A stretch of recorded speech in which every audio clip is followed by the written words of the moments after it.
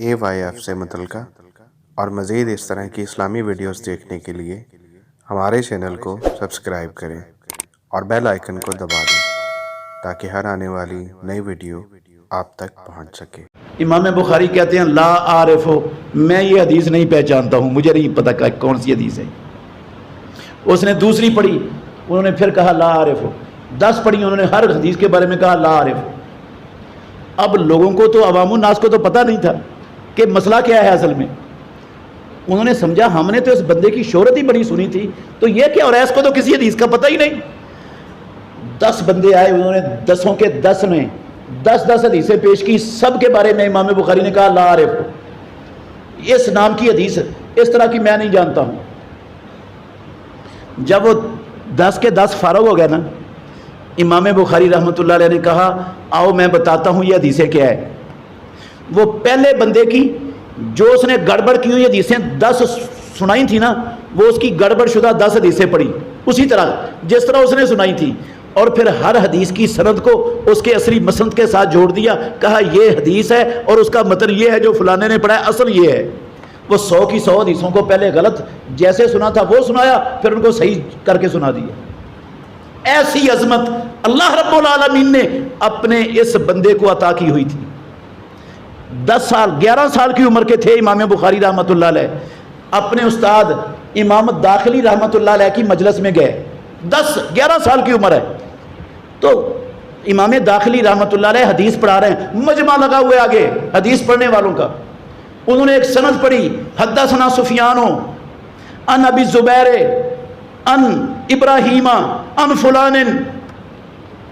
امام بخاری رحمۃ اللہ علیہ کہتے ہیں یا ہذا لیس ہکذا، اے محدث صاحب یہ حدیث آپ غلط پڑھ رہے ہیں، اس طرح نہیں ہے۔ داڑھی کے بال بھی نہیں اگے تھے، داڑھی مونچھیں کچھ نہیں تھی، اتنے بڑے محدث کی مجلس میں بیٹھ کے کہتے ہیں غلطی کی آپ نے۔ اس نے ڈانٹ دیا، او بچے چپ کر، تجھے کیا پتا، تو بولتا ہے محدث کے آگے۔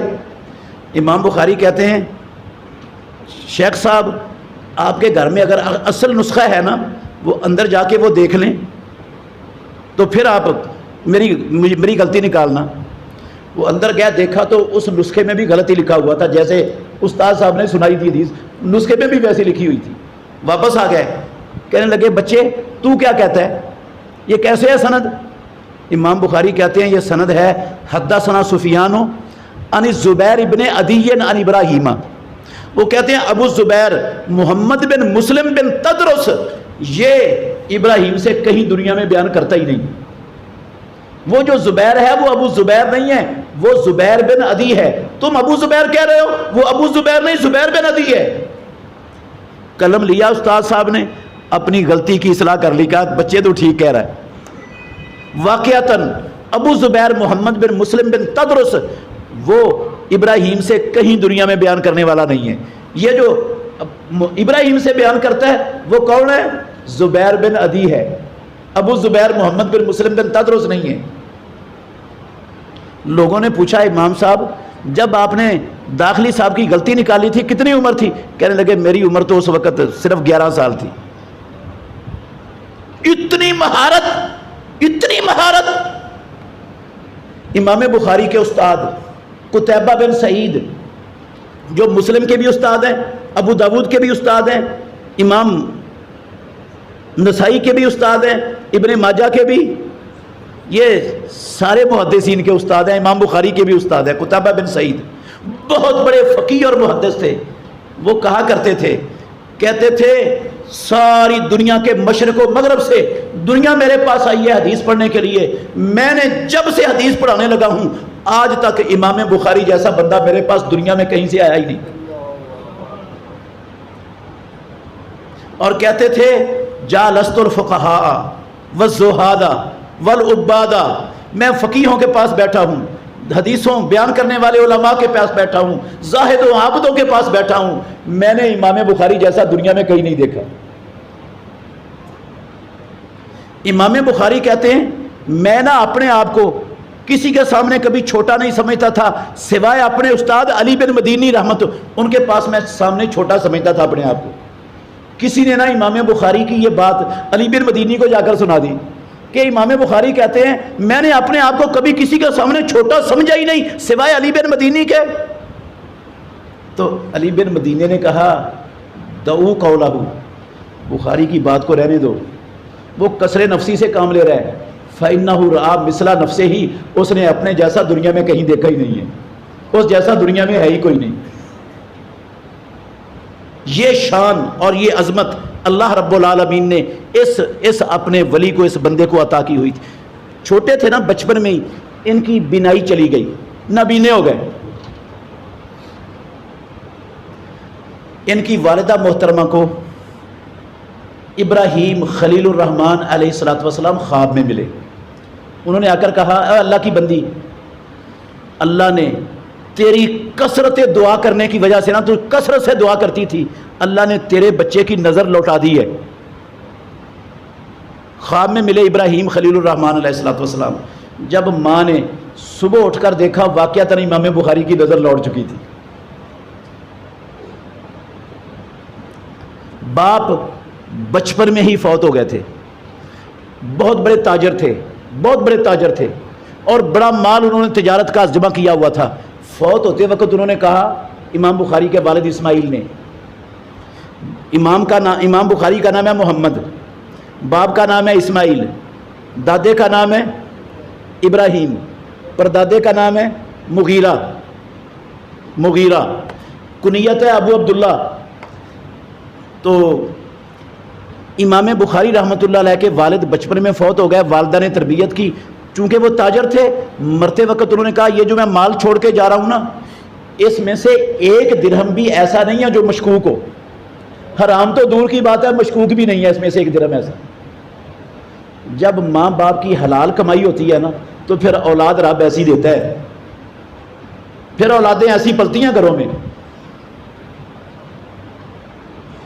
پھر امام بخاری جیسے ہیرے اللہ رب العالمین ان گودوں کے اندر سے پروان چڑھاتا ہے جن کی کمائی حلال کی ہوتی.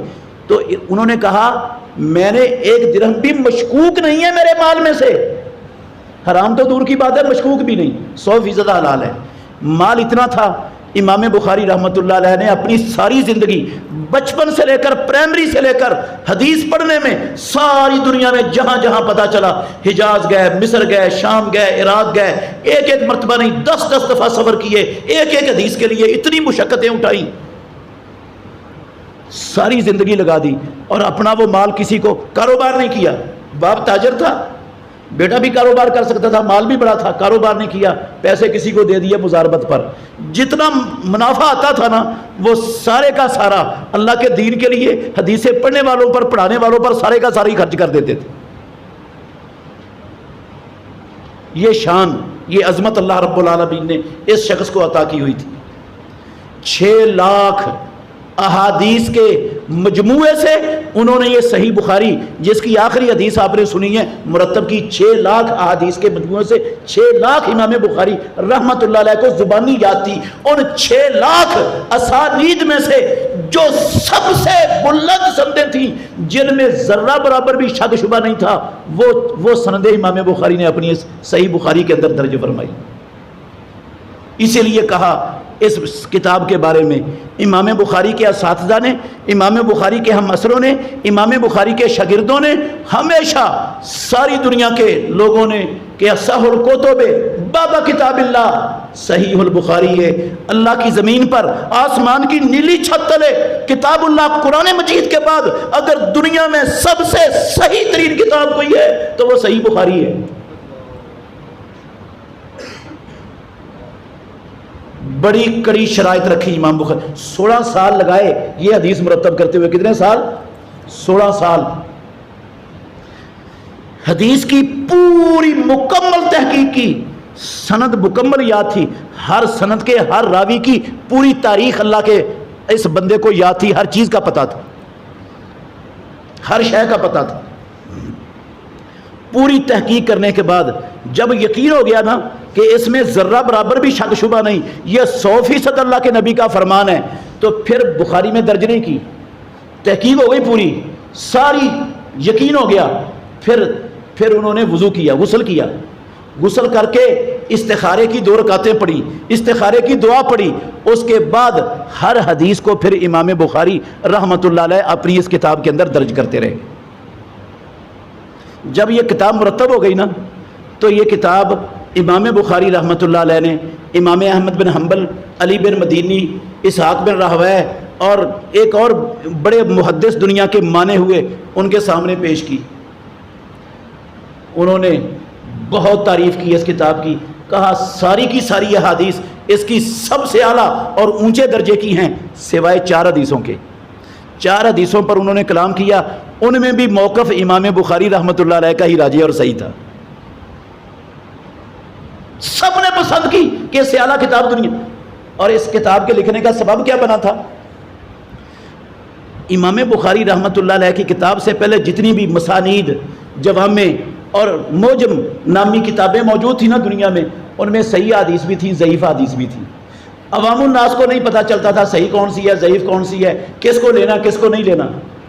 تو امام بخاری رحمۃ اللہ علیہ کے استاد اسحاق بن راہویہ جو سیاستہ کے تمام محدثین کے استاد ہیں، انہوں نے ایک سبق میں کہا کاش کوئی بندہ یہ اللہ کے نبی کی صحیح حدیث کو جمع کر دے، الگ کر دے، تو عوام الناس کے لیے سہولت ہو جائے گی بڑی، ان کو پریشانی نہیں ہوگی اور صحیح ذخیرہ ان کے پاس آ جائے گا دین کا۔ ان کے دل میں نا یہ بات پیدا ہو گئی۔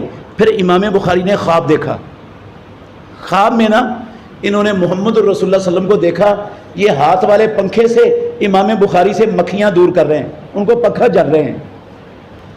تعبیر کرنے والوں کے پاس گیا امام بخاری، ان سے تعبیر پوچھی، انہوں نے کہا تو محمد الرسول اللہ صلی اللہ علیہ وسلم سے جھوٹ کو دور کرے گا۔ جو اللہ کے نبی کے نام جھوٹ جڑ دیا گیا ہے نا، وہ اللہ کے نبی سے کیا کر دے گا؟ تو دور کر دے گا۔ اللہ کے نبی کا سچا خالص پیغام وہ تو خالص کر کے لوگوں تک، امت تک پہنچائے گا۔ اس کے بعد پھر امام بخاری نے کمر کس لی اور یہ کام شروع کر دیا، اور یہ اللہ نے ان سے یہ بہت بڑا کام لے لیا۔ دنیا نے امام بخاری رحمۃ اللہ علیہ کو امیر المومنین فی الحدیث کا لقب دیا کہ حدیث میں دنیا کے سب سے بڑے امیر المومنین امام بخاری رحمۃ اللہ علیہ۔ تو یہ حدیث کی کتاب ہے صحیح بخاری، قرآن مجید کے بعد سب سے زیادہ صحیح کتاب ہے۔ اس کے اندر جو مسند احادیث ہیں، کچھ احادیث ہیں جو معلق ہیں، کچھ موقوفات ہیں، کچھ لغویوں کے اقوال ہیں، ان کی بات نہیں ہے، نہ معلقات کی بات ہے، نہ موقوفات کی بات ہے، نہ اقوال کی بات ہے۔ جو امام بخاری سے لے کر محمد الرسول اللہ صلی اللہ علیہ وسلم تک جو چیز باسند لکھی ہوئی ہے نا، آنکھیں بند کر کے بندہ کہہ سکتا ہے کہ اللہ کی قسم یہ اللہ کے نبی کا سچا اور سچا فرمان ہے، یہ حق ہے اس کو یہ کہنے کا، اس میں ذرا برابر بھی شک نہیں۔ یہ چھوٹی بات نہیں ہے میرے بھائیوں، اسلام کا جو اچھا پھر صرف حدیثیں جمع نہیں کی، حدیثیں جمع نہیں کی،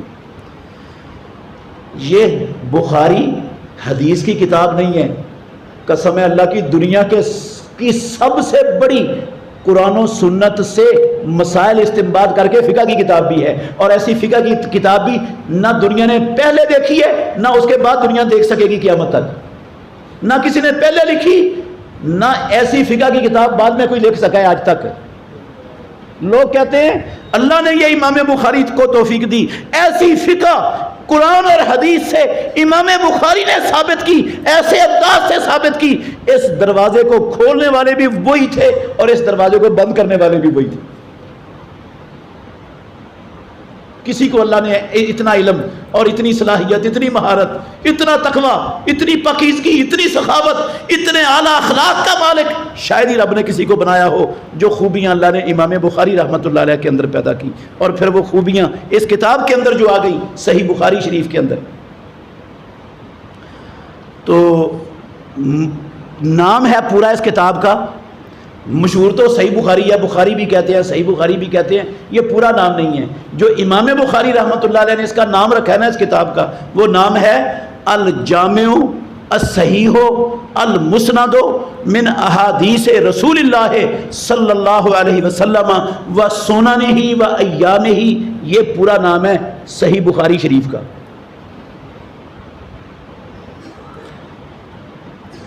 تو یہ آخری باب اور آخری حدیث جو ہم نے پڑھی ہیں، لاؤ بیٹا یہ کتاب دیں،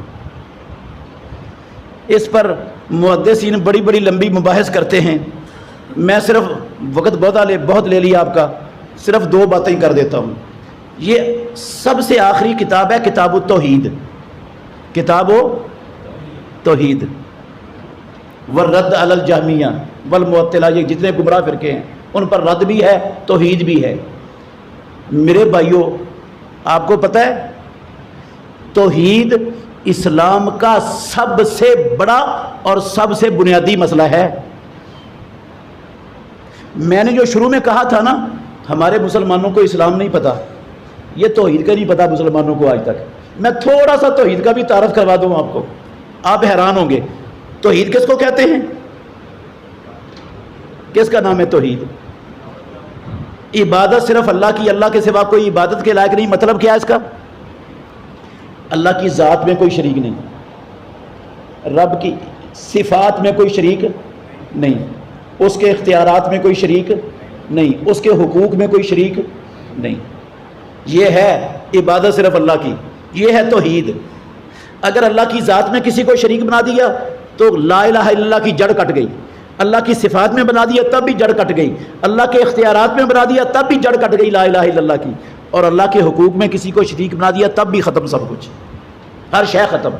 اور ہم مسلمانوں نے لا علمی کی بنا پر، پتہ نہیں مسلمانوں کو، قسم اللہ کی نہیں جانتے، اللہ کی ذات میں بھی شریک بنائے بیٹھے، اللہ کی صفات میں بھی بنائے بیٹھے، اللہ کے اختیارات میں بھی بنائے بیٹھے، رب کے حقوق میں بھی شریک بنائے بیٹھے، اور پتہ بھی نہیں کہ ہم شرک کر رہے ہیں، اور کہتے ہیں لا الہ الا اللہ محمد رسول اللہ. اور سب سے بڑے لا الہ الا اللہ کی دھجیاں اڑانے والے بھی خود ہیں. علم ہی نہیں. جب علم نہیں ہوگا تو پھر دھجیاں تو اڑنی. ایک مثال دیتا ہوں تاکہ آپ کو بات سمجھ آ جائے. مسئلہ بڑا اہم ہے، بنیادی مسئلہ ہے. اللہ کی ذات میں شرک کیسے ہوتا ہے؟ عیسیٰ علیہ السلام اللہ کا بیٹا ہے، عزیر علیہ السلام اللہ کا بیٹا ہے، عیسیٰ علیہ السلام اللہ ہے، ثالث و ثلاثہ ہے، فرشتے اللہ کی بیٹیاں ہیں، یہ جنوں کی جو سردار جنوں کی عورتیں وہ اللہ کی بیویاں ہیں. یہ جو بکواسات تھی نا یہودیوں کی، عیسائیوں کی، مشرکین مکہ کی، یہ اللہ کی ذات میں کیا تھا؟ شرک. اور یہی والا کام مسلمان کر رہے ہیں. یہ کیا کہتے ہیں؟ ہر شے ہی اللہ ہے، ہر وجود ہی کیا ہے؟ اللہ ہے. انہوں نے کہا تھا عیسیٰ علیہ السلام اللہ ہے یا مریم اللہ ہے، انہوں نے کہا نہیں، ہر شے ہی اللہ ہے، ہر وجود ہی ہے. فما فی الوجود الا اللہ، دنیا میں اللہ کے سوا کوئی وجود ہے ہی نہیں، جو وجود ہے وہ اللہ ہی اللہ ہے، اللہ ہی اللہ ہے، ہر شے ہی اللہ ہے. اب وہ کہتا ہے رب قل هو اللہ احد، وہ ایک ہے، اور ادھر تو کروڑوں اربوں خربوں بن گئے. اب عبادت صرف اللہ کی کدھر رہ گئی؟ ہاں، انہوں نے کہا تھا ان اللہ هو المسیح ابن مریم، اور ہم مسلمانوں نے کیا کہا؟ ہاں، وہی جو مستوی تھا عرش پر خدا ہو کر مدینے میں اتر پڑا مصطفیٰ ہو کر. انہوں نے کہا تھا ابن اللہ، اور ہم نے کہا نور من نور اللہ. کیا فرق ہے؟ کیوں کہا یہ سارا کچھ؟ پتہ ہی نہیں ہے کیا کہہ رہے ہیں، علم ہی نہیں، قسم اللہ کی علم ہی نہیں، جانتے ہی نہیں. جس بات کو سمجھانے کے لیے رب نے 1 لاکھ سے زیادہ نبی بھیجے، کتابیں اتاری، جس کو آج تک وہ بات سمجھ رہی ہیں اس کو باقی دین سمجھ آئے گا؟ کیوں جی؟ یہ اسلام کی الف ہے، جس کو الف نہیں آتی اس کو باقی آ جائے گا اس کو اسلام کا کچھ؟ اس کو تو الف کا نہیں پتا. جہالت اتنی ہے ہمارے معاشرے میں. اللہ کی ذات میں شرک، صفات میں شرک کیسے ہوتا ہے؟ ایک مثال صرف دیتا ہوں، آپ حیران ہو جائیں گے مثال سن کر. میں نے کہا نہیں پتا، لوگوں کو جانتے ہی نہیں، پتہ ہی نہیں ہے لبیک کا اسلام کی کا توحید کہتے ہیں کہ اس کو جانتے ہی نہیں، شعور ہی نہیں ذرا برابر. حالانکہ سارے نبی اس کام کے لیے آئے، قرآن سارے کا سارا رب نے اس مقصد کے لیے اتارا، کتابیں ساری اس مقصد کے لیے آئی. زمینوں اور آسمانوں میں ہر غیب اور حاضر چیز کو رب کے سوا جاننے والا کوئی نہیں، اللہ کے سوا جاننے والا کوئی نہیں. قل لا یعلم من فی السماوات والارض الغیب الا اللہ، 65 نمبر آیت ہے سورہ نمل کی. اچھا جی، میں نے نا ایک ٹی وی پروگرام دیکھا. ویسے میں ٹی وی دیکھتا کوئی نہیں ہوں، نہ ٹائم ہوتا ہے ٹی وی دیکھنے کا، نہ مجھے پسند ہے، نہ میرے گھر میں ہے. میں نا کراچی میں تھا تو ایک بھائی نے ٹی وی چلا دیا میری اس کی بیٹھک میں بیٹھے ہوئے. اس پر نا فوری طور پر جو چینل کھلا اس پر چل رہا تھا استخارے کا پروگرام. کس کا پروگرام چل رہا تھا؟ 2 مولوی بیٹھے ہوئے تھے, اللہ کی قسم استخارہ کر رہے تھے. میں نے غیبانہ لوگوں سے سنا ہوا تھا کہ کوئی استخارہ بھی ہوتا ہے ٹی وی پر. میرے اندر نا دلچسپی پیدا ہوئی کہ میں لوگوں سے تو سنا ہے بس دیکھوں استخارہ ہوتا کیسے ہے. یہ وہ 1.5 منٹ یا 2 منٹ میں نے دیکھا. جو 1.5 منٹ یا 2 منٹ دیکھا ہے نا, میں اس کا خلاصہ وہ سناتا ہوں آپ کو. جب وہ کھلا تو بات کر رہا تھا وہ مولوی صاحب, ایک دوسرا بیٹھا ہوا تھا, پی ٹی سی ایل کا سیٹ ان کے سامنے پڑا تھا. تو بیل بجی, ابھی آدھا منٹ نہیں ہوا تھا اس کو آن ہوئے. اس نے ریسیور اٹھا کے کان سے لگایا. ایک عورت بول رہی آگے سے, اس نے اپنا نام بتایا کہ میں فلانی ہوں اور میں ڈگری سندھ کے ڈگری شہر سے بول رہی ہوں اور میں آپ کا پروگرام بڑے شوق سے سنتی ہوں. میں یہ پوچھنا چاہتی ہوں کہ ہماری ایک بچی ہے, ہم نے اس کی منگنی فلاں جگہ پر طے کی ہے, ہمیں بتائیں کہ یہ رشتہ کامیاب ہوگا یا نہیں جو ہم نے کیا ہے. یہ رشتہ کامیاب ہوگا یا نہیں ہوگا جو میں نے کیا ہے, ہم نے کیا ہے. اس نے کہا بی بی اور کوئی مسئلہ؟ اس نے کہا کوئی نہیں. اس نے ریسیور رکھ دیا. شاید 2-4 منٹ بعد جواب دینا ہو. ابھی پھر اس نے اپنی بات شروع کی. پھر آدھا منٹ نہیں گزرا تھا, دوبارہ بیل بجی. اس نے پھر ریسیور اٹھا کے کان سے لگا لیا. پھر ایک بی بی بول رہی ہے, کہتی ہے میرا نام فلانا ہے, میں لاہور شہر سے بول رہی ہوں اور میں آپ کا پروگرام بڑے شوق سے سنتی ہوں. میں یہ پوچھنا چاہتی ہوں کہ ہماری ایک عزیزہ ہے, اس کا اپنے میاں سے جھگڑا ہو گیا ہے, وہ لڑ کر اپنے ماپوں کے گھر میں آ کے بیٹھی ہے. ہمیں یہ بتاؤ اس عزیزہ کی اس کے خامد سے سلو ہوگی یا نہیں ہوگی؟ اس بدبخت نے اس عورت کو بھی کہا بہن اور کوئی مسئلہ؟ اس نے کہا کوئی نہیں. اس نے پھر ریسیور رکھ دیا. اللہ کی قسم اٹھا کے کہتا ہوں, یہ جو 2 باتیں سنی تھی نا, میری برداشت سے باہر ہو گیا. قسم ہے اللہ کی, میں نہیں برداشت کر سکا. میں نے اس بھائی کی منت کی, میں نے کہا اللہ کے لیے اس کو بند کر دے, یہ میری بس برداشت سے باہر ہے, میں مزید نہیں سن سکتا. یہ اس نے بند کر دیا. مجھے نہیں پتا اس نے کیا بک بک کی ہوگی بعد میں, کیا استخارہ کے نام سے ان کو دھوکہ دیا ہوگا. یہ جو رشتہ کامیاب ہوگا یا نہیں ہوگا, یہ سلو ہوگی یا نہیں ہوگی, پیدا کرنے والے کی قسم ہے یہ رب کے سوا کوئی جانتا ہی نہیں کائنات میں. نہ کوئی جان سکتا ہے, نہ کوئی رب نے اس کا جاننے کا کوئی طریقہ نازل کیا ہے. جو رب ہے نا, پروردگار, الہ, معبود, صرف وہ جانتا ہے. رب کے سوا کوئی جانتا نہ کوئی جانتا ہے, نہ کوئی ذریعہ ہے, نہ کوئی طریقہ ہے, نہ رب نے اتارا ہے. وہ صرف رب جانتا ہے, معبود جانتا ہے یہ سلو ہوگی یا نہیں ہوگی, رشتہ کامیاب ہوگا یا نہیں ہوگا. اس کی دلیل بھی سن لیں. سب سے بڑے علم والے محمد الرسول اللہ ہے نا, پیارے پیغمبر نے اپنی پھوپھی زاد بہن کا نکاح کر دیا زید بن حارثہ سے. 1 سال بھی نہیں گزرا, طلاق ہو گئی, رشتہ کامیاب. اس کا مطلب ہے نعوذ باللہ امام الانبیاء کو تو استخارہ کرنا نہیں نہ آتا تھا, ہاں, نہ کرنا آتا تھا نہ کروانا آتا تھا. ورنہ وہ بھی استخارہ کر کے کروا کے معلوم کروا لیتے, یہ جو میں رشتہ کرنے جا رہا ہوں کامیاب ہوگا یا نہیں ہوگا. ہاں, انہوں نے پوچھا. اس بدبخت نے ٹی وی پر, گورنمنٹ کا ٹی وی, یہ سوشل میڈیا کا ٹی وی نہیں ہے. اللہ کی قسم وہ ٹی وی جو ہر گھر پہ دیکھا جاتا ہے, گورنمنٹ کا ٹی وی, اس ٹی وی کی میں بات کر رہا ہوں. یہ کسی سوشل میڈیا کے ٹی وی کی نہیں بات کر رہا, جو چھپے ہوئے ٹی وی ہیں. اس میں بیٹھے اس بدبخت نے یقیناً 2 چیزوں میں سے ایک بتائی ہوگی, یا بتایا ہوگا یہ رشتہ کامیاب ہو جائے گا, یا بتایا ہوگا یہ سلو ہوگی یا نہیں ہوگی. انہوں نے یقین کر لیا ہوگا, انہوں نے اپنے آپ کو رب بنا لیا اور ان خواتین نے ان کو رب تسلیم کر لیا. شرک کیا ہوا کہ نہیں شرک؟ کیوں ہوا؟ ساری زندگی کی نیکیاں برباد ہو گئی, چلا گیا بھاڑ میں ہر شے, ہر شے بھاڑ میں گئی. یہ اپنے بیڈ روم کے اندر بیٹھی ہوئی ہے, پیدا کرنے والے کی قسم, پردہ نشین بیڈ روم کے اندر سے یہ کتا اس کا عقیدہ لوٹ کر لے گیا اور اس کو ہمیشہ کے لیے ساری نیکیاں برباد کر کے جہنم کا ایندھن بنا گیا. اور اس کو پتہ ہی نہیں میرے ساتھ ہوا کیا ہے. اس کی عزت لٹ جاتی ہے, اس کا سونا لٹ جاتا ہے, اس کا گھر کا ساز و سامان لٹ جاتا. اس کا اتنا بڑا نقصان نہیں تھا جتنا اس کا ایمان لٹنے سے اس کا بیڑا غرق ہوا ہے. اور اس کو پتہ ہی نہیں میرے ساتھ ہو کیا گیا ہے, کیا ہاتھ ہو گیا میرے ساتھ, پتہ ہی نہیں. کیوں نہیں پتا؟ اس لیے کہ توحید کی تو سمجھ ہی نہیں, البے بھی نہیں آتی, اسلام کی تو جس کو سارے نبی سمجھانے کے لیے اس کی سمجھ نہیں، باقی اسلام میں کیسے مان جاؤں؟ باقی اسلام سمجھ آیا لوگوں کو؟ اسی لیے تو اسلام کی قدر نہیں ہے ہمارے۔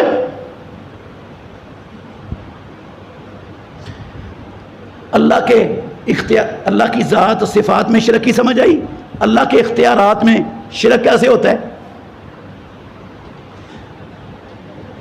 حلال و حرام کا اختیار صرف اللہ کو ہے۔ کس کو ہے؟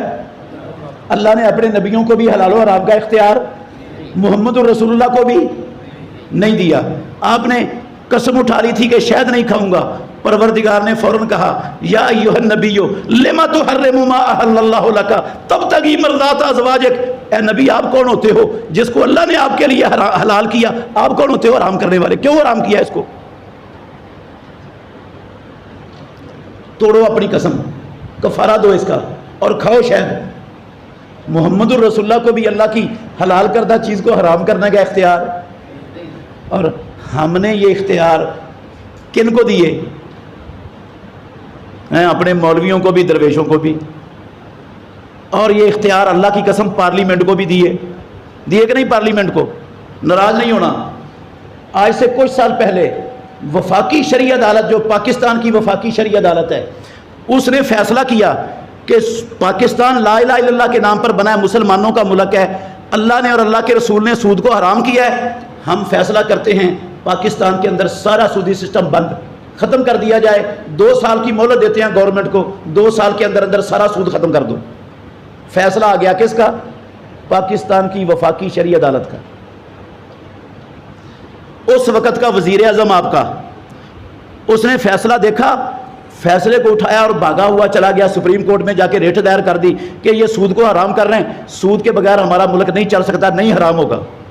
وہ اس کی ریٹ سے یہ فیصلہ رکا اور آج تک اللہ کی قسم سپریم کورٹ میں لٹک رہا ہے، آگے نہیں چلنے دیا۔ اللہ نے حلال کیا، اللہ نے حرام کیا، رسول اللہ نے حرام کیا، وہی فیصلہ عدالت نے سنایا، انہوں نے کہا نہیں یہ حرام نہیں چلے گا، ہمارے ملک میں چلے گا۔ اختیار کس کو دے دیا؟ وزیر اعظم کو، ہاں؟ اور کہتے ہیں لا الہ الا اللہ، اللہ کے سوا کوئی عبادت کے لائق نہیں۔ اس سے بڑا جھوٹ میں کیسے نہ کہوں، یہ دجل ہے، جھوٹ ہے یہ۔ وہ وزیر اعظم کو تو خدا مان لیا آپ نے، رب کا اختیار اس کو دے دیا، اور کہتے ہو لا الہ الا اللہ، اللہ کے سوا کوئی عبادت کے لائق نہیں۔ عبادت اس کی کر رہے ہو، بدبخت کی۔ اللہ کے حقوق میں کوئی شریک نہیں۔ ایک مثال دے کر بات میری ختم ہو رہی ہے۔ دین سازی اللہ کا حق ہے۔ دین سازی کس کا حق ہے؟ دین بنایا کس نے؟ نبیوں نے دین بنایا، بنانے کا اختیار بھی نبیوں کے پاس نہیں تھا۔ اللہ نے امام الانبیاء کو مخاطب کر کے کہا لو تقول علینا بعض الاقاویل لاخذنا منہ بالیمین ثم لقطعنا منہ الوتین۔ اگر خاتم النبیین اپنے پاس سے کوئی بات بنا کے ہمارے ذمہ لگا دیتے، یہ اللہ کا دین ہے، ہم نے نازل نہ کیا ہوتا، اس کو سیدھے ہنس کے پکڑ کر اس کی اشارہ کاٹ دیتے۔ ہوتا کون ہے یہ اپنے پاس سے ایک بات کو دین بنانے والا؟ نبی کا کام، امام الانبیاء کا کام دین بنانا نہیں، رب کے بنائے ہوئے دین کو لوگوں تک پہنچ۔ اور ہم نے بنانے کا اختیار کن کو دیا ہوا ہے؟ بے شماروں کو۔ ہاں، یہ کیا ہے؟ ناراض نہیں ہونا۔ یہ کیا ہے؟ یہ درود تاج ہے، یہ درود لکھی ہے، یہ درود ماہی ہے، یہ درود تنجینہ ہے، یہ درود مقدس ہے، یہ درود کروڑی ہے، یہ پتہ نہیں کیا کیا تھوک کے حساب سے درود بنے ہوئے۔ کس نے بنائے؟ اللہ نے، نبی نے، صحابی نے، امام ابو حنیفہ نے۔ پیدا کرنے والے کی قسم کسی نے نہیں، اپنے گھر سے بنا کر ان کو لوگوں ان کی 7 فضیلتیں بنائی اور کہا وہ اصلی درود پڑھنے کی ضرورت نہیں ہے، یہ والا درود پڑھا کرو۔ نہ رب کو یہ درود آتے تھے، نہ نبی کو آتے تھے۔ ہاں، یہ درود رب سے اور نبی کے درود سے اچھا درود ہے، یہ پڑھا کرو، اس کے فائدے بڑے ہیں، اس کا کوئی فائدہ نہیں۔ انہوں نے بنا لیا اپنے آپ کو رب کے درجے پر فائز کر لیا، اور ہم سب نے ان کے بنائے ہوئے درود مان کر جیبوں میں ڈال لیا۔ ان کو خدا مان لیا کہ نہیں مان لیا؟ عبادت کدھر گئی اللہ کی؟ صرف عبادت تو ہو گئی اس کی۔ امام بخاری نے اس سارے باطل نظام کی اس آخری کتاب میں جڑ کاٹی ہے، جڑ کاٹی ہے اس کی۔ جتنے فتنے تھے نا اسلام کے خلاف امام بخاری کے دور میں، قسم اللہ کی کسی فتنے کو پنپنے نہیں دیا، ہر فتنے کی جڑ کاٹی، اس کے سر پہ لا کر ایسے ایسے اسلام کے دلائل اس کے ہتھوڑوں کی طرح مارے کہ ان کا دماغ بکھیر دیا وہاں پر فتنوں کا، قرآن و حدیث سے دماغ بکھیرا۔ اور جب حق آتا ہے تو پھر باطل مٹ جاتا ہے، پھر باطل حق کے مقابلے تو نہیں ٹھہر سکتا۔